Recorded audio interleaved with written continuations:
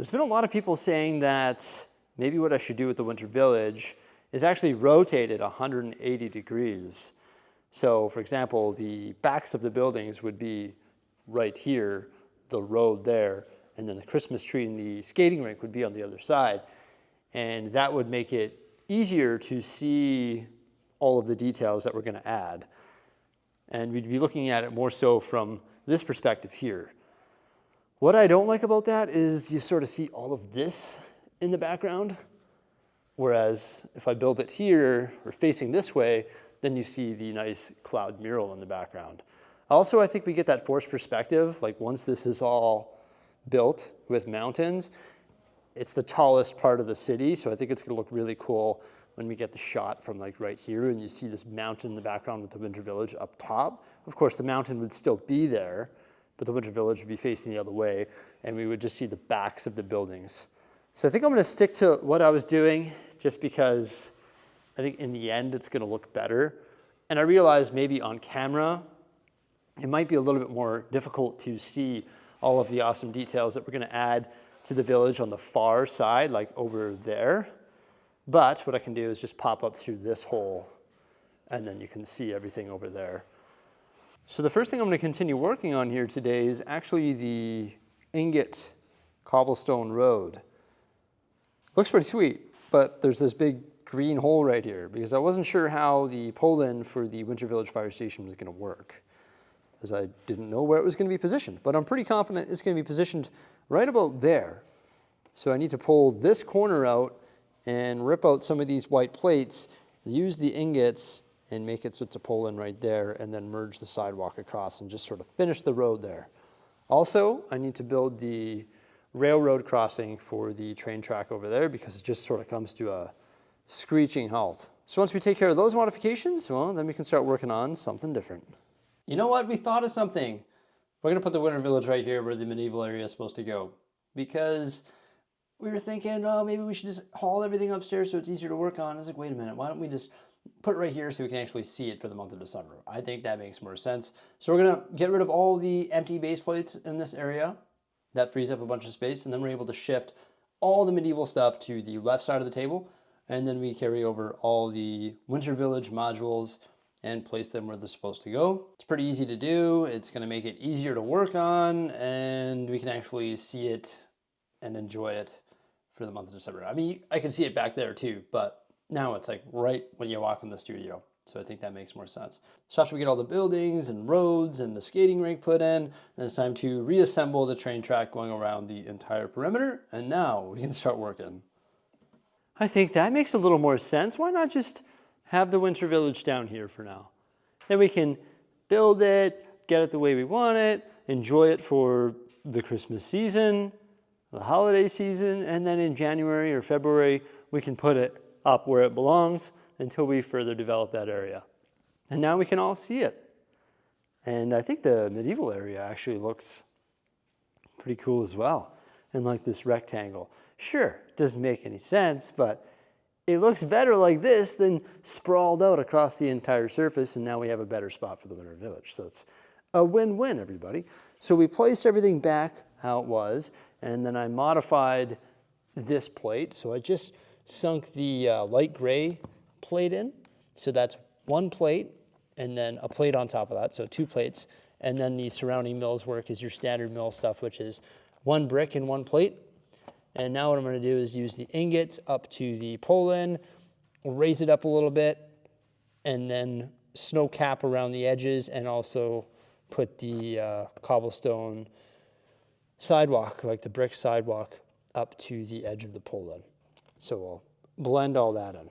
But I think just getting the base foundation for it carved out of the plate there is where I had to start. While I'm working on that, Mrs. Brixie's going to work on the ingot sidewalk over here because it goes down to 2 studs. So it needs to come out to like 6, so it matches over here. So this is what it looks like before. And after, made some other changes in this area as well. So the cobblestone is gonna go right up to all the buildings. We were testing the quarter rounds, but it didn't look that good. We are gonna do the quarter rounds over here. And you'll notice that the Alpine Lodge is over here now. Well, that's because we have this other Winter Village building, And we decided to place it over here. This is the Chalet. It's a Bricklink designer program set. We thought it would look better over here because it has an open back. So you're not going to see that as often. That one over there has a closed back because we did a rebrickable model that closed the back off using 2 sets. So I think it's going to look pretty sweet over there. José's creating the quarter round trail now, and that trail is going to go up to there. It's probably going to weave through here as well, just to add another pathway through. May as well do that. Break up the white color a little bit, and then you can have stories on either side. And I'm still working on these roads. I've got them up on the desk. That's what the pull-in for the Winter Village Fire Station looks like. Just goes up 1 stud. I think it looks pretty good. Of course, the station's actually going to sit on top of that, so you won't see all of this mash of plate there.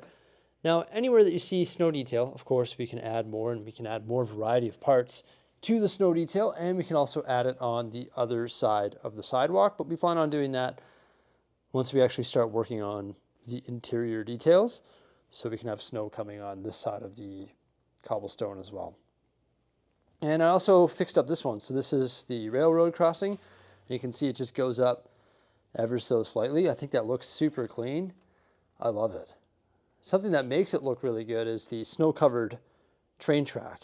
So my next project is working on covering all the train track just because it looks so much better. It blends in with the Winter Village feel of a snow-covered area. So got to get that done. Hopefully you have enough plate to do it, but I think this is looking pretty good so far. Of course, this is just leading off the table going nowhere, but I like the slight gradient going up with the overlapping ingots, and then it matches on this side as well. It's like a continuation of that road.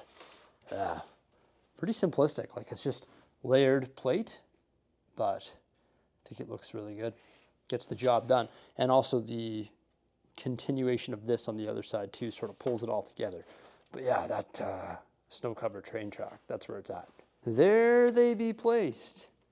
Pulls it all together. Last thing we need is the fire truck that came with this set. Just have it pull it out like that. Try not to knock over this flag for the 100th time. There we go. But you can see what I mean about the snow detailing on this side. Like that same snowbank will go all the way along, and we'll try to round out these corners a bit and have the snow coming onto the red just to break that up and to make it look more realistic. So that'll be good. I guess I'm gonna do train track next. Look, she's continuing to work on that path. Looks like she's just doing the exterior studs first, and it's gonna come winding through. It is really good that we brought this over here because now it's just easier to visualize. You can actually see it, and it's way easier to work on. Welcome to the North Pole. There goes the trolley. I actually had enough pieces to do all the track.